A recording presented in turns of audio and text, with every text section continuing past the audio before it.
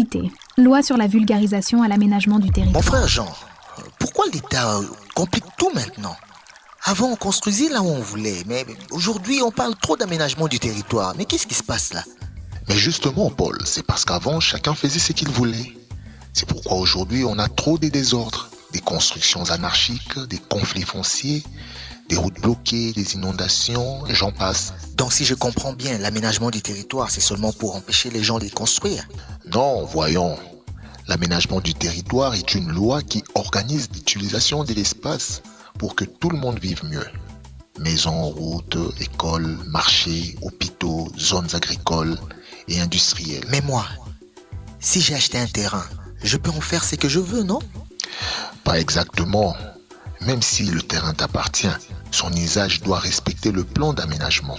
On ne peut pas construire une maison dans une zone prévue pour une route, une école ou une zone à risque. Ah bon? Et c'est qui décide de ces zones?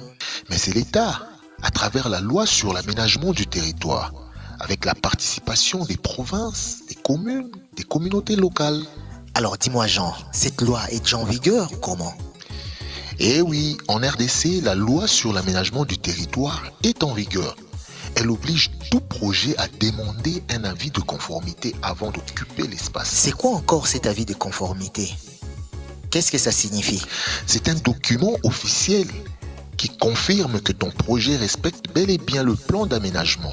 C'est-à-dire que l'endroit est approprié, l'activité est autorisée, il n'y a pas de danger pour la population. Tu vois? Alors c'est sérieux. Et si maintenant quelqu'un refuse de respecter la loi? La loi prévoit des sanctions.